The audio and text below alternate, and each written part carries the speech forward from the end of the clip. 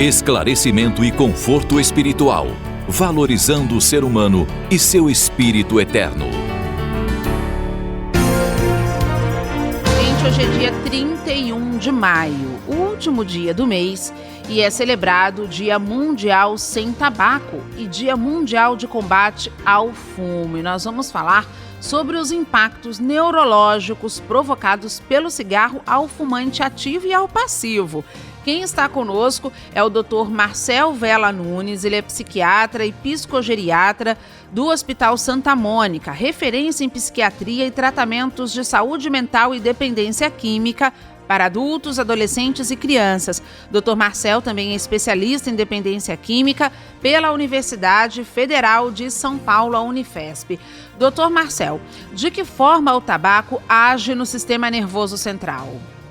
Importante nesse momento de pandemia do coronavírus, importante informar que o tabagismo, né, é também considerado uma pandemia, né? Então, às vezes a gente menospreza ou não trata com a devida importância que ela deveria ser tratada, mas o tabagismo também é considerado uma pandemia. É a principal causa de morte evitável no mundo. Hoje a gente vê que 1,1 bilhão de pessoas, mais ou menos, no mundo fumam, então é algo bastante sério. No cérebro, ele age no sistema nervoso autônomo, questão da nicotina, né? Tem receptores específicos, receptores colinérgicos, também no sistema nervoso central, e aí libera diversos neurotransmissores, como acetilcolina, noradrenalina, vasopressina, beta-endorfina, e também serotonina e o principal neurotransmissor envolvido com a dependência é a dopamina. Então, o principal problema, né, vamos dizer assim, com o cigarro no sistema nervoso central, ele está entrocado no desenvolvimento de uma dependência, né, uma dependência química. Mas não só a dependência química na questão cerebral, mas a gente sabe que está relacionado com mais 50 outras doenças aí, né, que a gente poderia evitar se a pessoa não fizesse uso de tabaco. Aí, cerebrovascular, que são os principais cânceres, diversos tipos de câncer, não só do pulmão, né, mas de boca, de região de orofaringe, cordas vocais e por aí vai, e até as questões pulmonares aí. Então, a gente está tratando uma doença bastante séria. Certo. Agora, doutor, como a dependência se manifesta e quais as consequências neurológicas?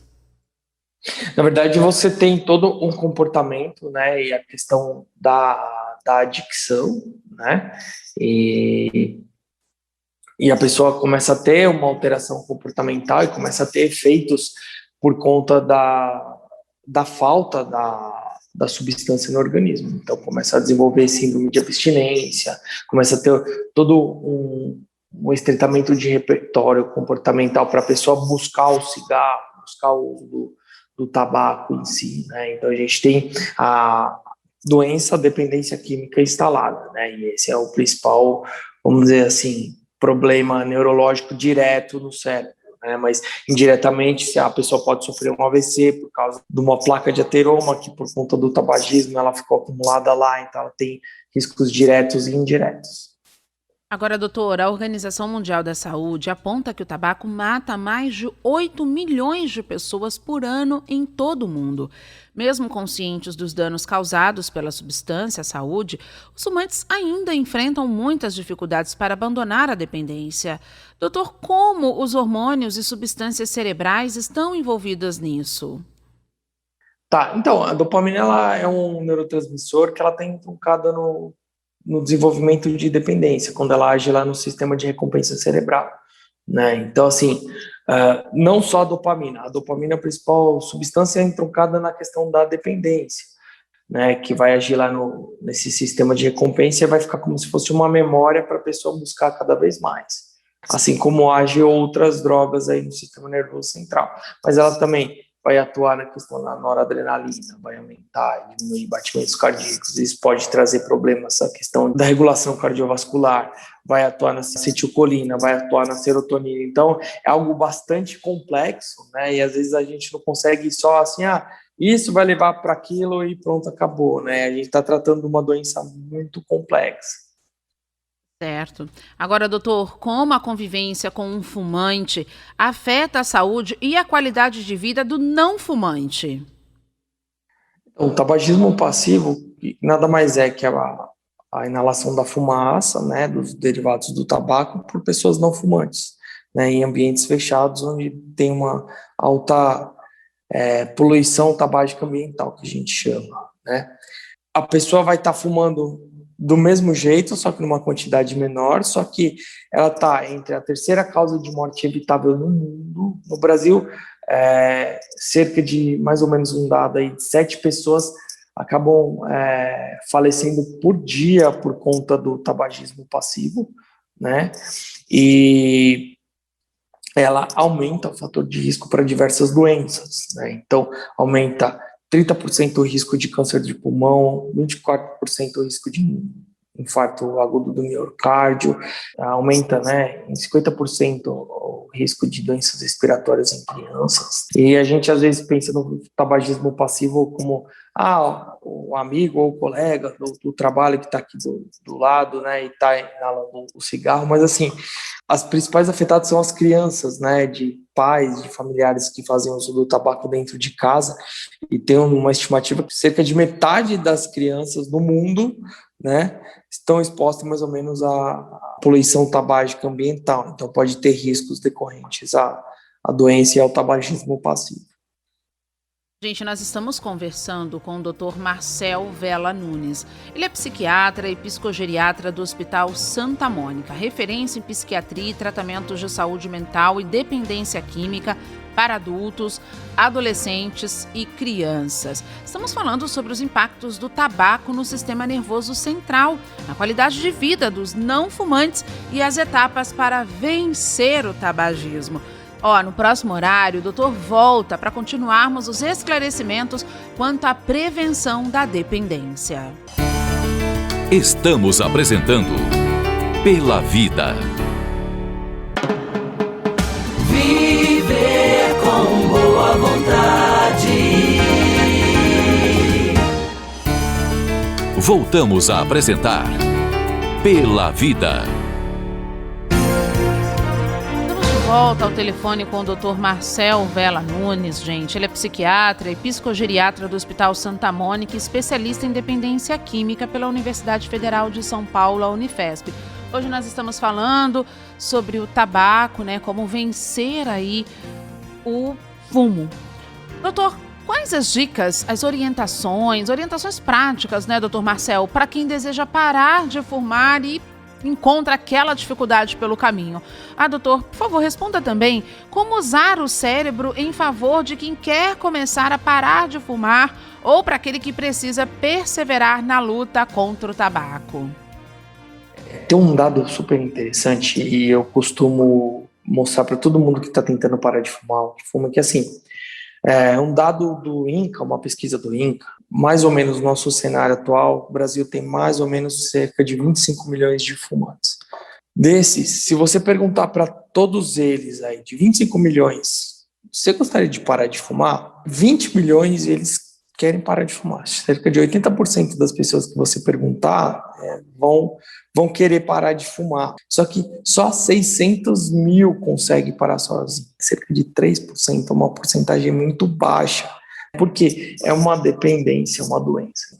Não adianta a gente só falar assim, não, é um vício, uma fraqueza de caráter, eu consigo fazer sozinho, porque não, é uma porcentagem muito baixa. Isso é evidência científica, não é eu que estou falando. É uma dependência química, então tem muito alta taxa de recaída, né? Muita gente consegue parar, mas depois de um tempo volta. Parar sozinho é exceção e não é regra. Então não adianta falar, persevera que você vai dar conta. Então, para isso, como é uma doença que envolve vários fatores e tudo mais, tem uma questão que tem uma dependência física da nicotina, então a gente pode usar uma reposição de nicotina para isso, então adesivo, goma de mascar, mas tem uma questão de neurotransmissor intrincado, então a gente pode valer mão de remédios para isso também, não só da nicotina, mas também pode usar de medidas não comportamentais, né? Grupos de apoio, tem que ser o tratamento tem que ser multifacetado. E como que o paciente pode usar a questão ao seu favor. A dependência química, ela também envolve uma série de questões comportamentais. Ela é um transtorno mental, mas também é um transtorno comportamental. Então, assim, estar atento aos comportamentos que a pessoa faz em decorrência do uso e tentar mudar o comportamento. E isso é um dos principais fatores que o paciente, a pessoa que usa e que quer parar de usar, deve fazer. Alteração do comportamento de estilo de vida. Então, são medidas que vai depender muito de cada indivíduo. Então, por exemplo, tem gente que ela fuma sempre que ela toma um café. Então, assim, o café é algo comportamental que está atrelado ao fumo. Então, a gente vai precisar mudar isso daí. Tem gente que só fuma quando fica em casa assistindo TV, então, na sala. Então, será que, às vezes, mudar o local que ela está e tudo, fazer uma mudança física, uma mudança comportamental é super importante e é onde que o paciente deve mais se esforçar, né? Mas sozinho é difícil, por isso que é importante dividir com o médico, com o psicólogo, com grupos de apoio. O SUS dispõe de grupos para isso também, o SUS dispõe de medicação específica para isso. Então, a gente tem um arsenal muito importante aí. Certo.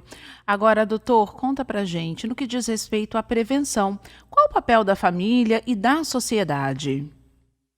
Acho que a gente já caminhou bastante com algumas políticas, né? Então, antes podia se fumar em restaurante, em bares, em baladas, que hoje em dia já tem uma restrição severa com relação a isso. Algumas mudanças em termos de propaganda, só que ainda tem muita gente caminhar, porque ainda tem uma ampla propaganda, o preço é muito baixo, tem o mercado ilegal, o mercado de contrabando, fácil acesso por crianças conseguirem comprar cigarro, substâncias para poder mascarar o gosto e poder ser mais atrativo, o aumento da experimentação entre meninas. Então, assim, a gente tem muito que caminhar ainda com relação ao tabaco. É algo tão incrustado na nossa cultura, na nossa sociedade, que o Brasil se destaca entre um dos maiores produtores de folha de tabaco do mundo. Então está muito entroncado na nossa cultura ainda e na nossa sociedade. Então, assim, a gente precisa, enquanto familiares, a gente precisa entender que é uma doença muito grave e séria, e o que a gente mais vai fazer para melhorar a saúde tanto da população em geral quanto nosso familiar que usa, é ajudar alguém a parar de fumar. E para isso, né, tentar desmistificar que parar de fumar sozinho é fácil, que não é, então precisa de ajuda. Quanto mais a gente conseguir promover ambientes livres de poluição tabágica, né, no ambiente, é o mais importante. Porque para evitar não só o problema com a pessoa em si que fuma, mas também evitar o tabagismo passivo. Então a gente tem algumas frentes aí que envolve a gente enquanto família, enquanto sociedade e por aí vai. É um problema complexo que não é simples e não tem uma receita de bolo adequada, por isso que para cada pessoa é um tratamento único, individual e que só uma ajuda adequada vai poder fazer isso. Perfeito, viu bem, gente? Só uma ajuda adequada. O tratamento é único. Hoje, Dia Mundial de Combate ao Fumo, nosso convidado foi o Dr. Marcel Vela Nunes, psiquiatra e psicogeriatra do Hospital Santa Mônica, referência em psiquiatria e tratamentos de saúde mental e dependência química para adultos, adolescentes e crianças. O doutor está convidado a voltar em outras oportunidades. Eu que agradeço, uma boa tarde aí, uma boa semana a todos. Super Rede Boa Vontade de Rádio apresentou Pela Vida. Esclarecimento e conforto espiritual, valorizando o ser humano e seu espírito eterno. Super Rede Boa Vontade de Rádio.